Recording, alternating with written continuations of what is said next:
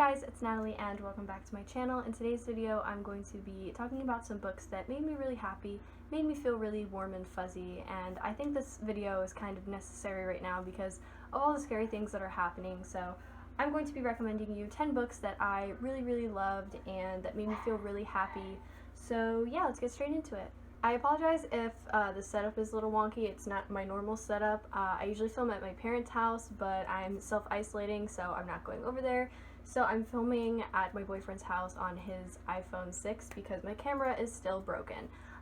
Also, he's in the background over there, so just ignore that. But anyways, let's get straight into the video. So the first book I have to recommend is one that I actually finished reading a couple of days ago, and it is The Unhoneymooners by Christina Lauren. I apologize for the really bright light, I can't really control the sun. But anyways, this one is a adult romance that follows a girl whose name is Olive, and she has a twin sister, and they both are very polar opposites, and Olive thinks that she's chronically unlucky because so many bad things have happened to her. And then everyone at her twin's wedding gets sick from seafood poisoning except for her and her arch nemesis Ethan. And so they end up going on her sister's honeymoon because she cannot go and neither can her husband, and it's non-refundable, so they end up going to Maui. And so this is kind of like an enemies to lovers romance, and I really enjoyed it. I thought it was a lot of fun. I gave it 4.5 out of 5 stars. You'll hear me talk about it more in my March wrap-up, but this one just made me feel really happy, and I feel like this was a very good escapist book, and it also takes place in Maui, so it's very happy, very upbeat, and I really loved the characters and the romance, so I highly recommend it. So the next book I have to recommend is one that you probably have already heard of because everybody's heard of this book, and if you haven't, well, it's Fangirl by Rainbow Rowell. This book is a pinnacle of the YA contemporary community, and I feel like everyone has read this book if you were a girl in 2013. This book is just a pinnacle. I can't say more about it. So basically this is about a girl named Kath and her twin sister Ren. So in this book we have another set of twins, which is funny, but this one basically follows Ren and Kath, who basically write fan fiction together. And they go to college for the first time, and Kath kind of wants to stick with writing the fan fiction, and Ren doesn't really want to. And so this has a lot to do with going to college for the first time, falling in love for the first time, and family relationships and everything like that. So I really enjoyed this book. I've read this book 5 or 6 times before because I used to read it once a year in high school, and I read it recently also in December. So yeah, if you're looking for something that's really fun, really upbeat, then I highly recommend this one. It's fantastic. I love this book, and I will probably read it again this year. So the next thing I have to recommend is actually a YA/middle grade graphic novel series, and I've talked about it a lot on my channel before, and that is Amulet by Kazuki Buishi. This is, like I said, a YA/middle grade fantasy graphic novel series that has to do with a brother and sister named Emily and Navin. And one day their mother goes missing, and they end up getting whisked into a whole different fantastical world. And it's just really fun and upbeat, and I really enjoy it, and I really like the lore and everything like that. It's just a whole lot of fun. There's a lot of fun, zany characters in this. There's family relationships, there's a chosen one prophecy, and I just really enjoy this. And the art style is also just absolutely gorgeous, and I love it. So yeah, I highly recommend this one. It's fantastic. There's also, I think, upwards of 10 graphic novels currently in publication, and I know that some of them are still yet to be published, but this is a very easily bingeable series, so I feel like this is really good if you're self-isolating. So yeah, highly recommend this one. It's a lot of fun. So the next book I have is one that's kind of Halloween themed but not, and that is Undead Girl Gang by Lily Anderson. And this one is a YA contemporary / urban fantasy that follows a girl named Mila, and her best friend Riley dies, and everyone in the town thinks that Riley committed suicide, but Mila knows that Riley would never do that. And her and Riley are both amateur witches, so Mila tries to find a spell to bring Riley back from the dead, just long enough so that she can figure out how she actually died. And while doing this, she accidentally brings back 2 girls who died in the same week as Riley, who were the most popular girls in school. And so basically Mila is just in charge of like this gaggle of zombies for a week, and I love this book. It is so hilarious. The writing is so funny. It has really great representation as well. So I just really love this book, and it got me out of a reading slump last October, and I just look back on this book so fondly, and I definitely want to read it again this year. So if you're looking for something that's a lot of fun and it's kind of contemporary but also kind of paranormal at the same time, then this one is a great recommendation. I love this book so much. So the next book I have to recommend is very well loved in the booktube community. You've probably heard of it. It was on the New York Times bestseller list for like 1,000,000 weeks.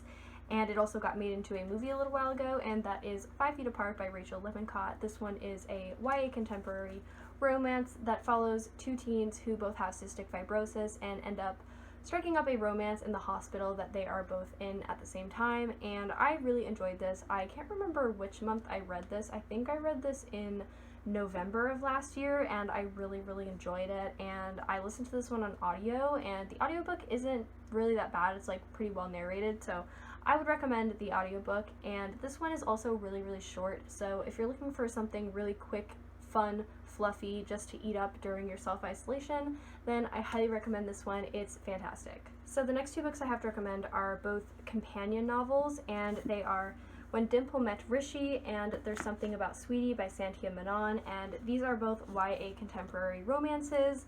And I recently discovered Santia Menon this year, and I've just been loving her books. I've been listening to one of her books like once a month, and I've just been in love with her books.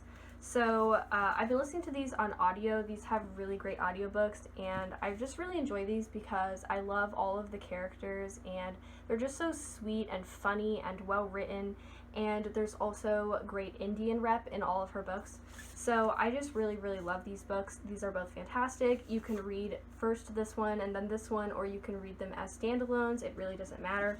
But yeah, these ones are super fantastic, and I just love Santia Menon's writing, and I've given both of her books 4.5 out of 5 stars. I plan on reading her other books this year, so yeah, I highly recommend these. They are awesome. So the next recommendation I have is actually a fantasy book, and that is A Curse So Dark and Lonely by Bridget Kemmerer.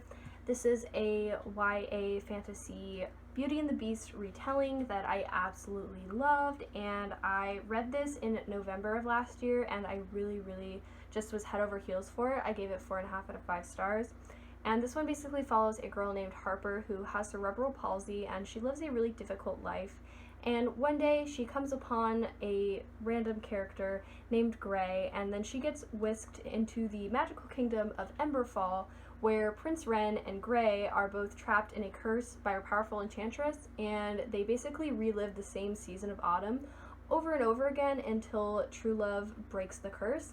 So I really enjoyed this book. I think it was so much fun. The writing is hilarious. I love the way that Bridget Kemmerer writes her characters. They're so well fleshed out, and you can really easily form a connection to them. And I just fell in love with Emberfall and the whole universe. I read the sequel in January of this year, and I just absolutely loved it. So if you're looking for something that you can really like escape into, immerse yourself into, then I highly recommend this series. It is fabulous. So the next book I have to recommend is Love from A to Z by S.K. Ali, and this one is another YA contemporary romance, and this follows Adam and Zainab, who both end up going to Qatar for different reasons. Adam is going because he got diagnosed with multiple sclerosis, and he decides to move back home to Qatar. And then Zainab, she stood up to a very Islamophobic teacher at school, and she ends up getting sent to her aunt's in Qatar for a couple of weeks, kind of just like as a breather, kind of like as a punishment from her parents, but more so as like just getting a breather, having some time away. And they end up meeting and striking up a romance. So I really enjoyed this book, and I think this was a really great blend of romance and culture and finding yourself, and I just really enjoyed this. I gave this book a 5-star rating, and I think this is like one of the first YA contemporaries that I've given a straight 5 stars to, like unflinchingly. And that's just because this book is so well written, and I just can't wait to read more from S.K. Ali because her writing is just so nice, and the audiobook is also narrated like really well, so I highly recommend the audiobook. But yeah, this one is absolutely fantastic, and this does have a little bit more of like heavy topics in it because it does talk about racism and Islamophobia and what it's like to have like a chronic / terminal illness. So there is a little bit of like heavy topics in here, but overall I think this is a very like fun, very immersive contemporary that you can just easily fall in love with. So yeah, highly recommend this one. So the last feel-good book I have to recommend is Get a Life, Chloe Brown by Talia Hibbert, and this is a new adult romance that I read in February and I absolutely loved. I gave it 5 stars.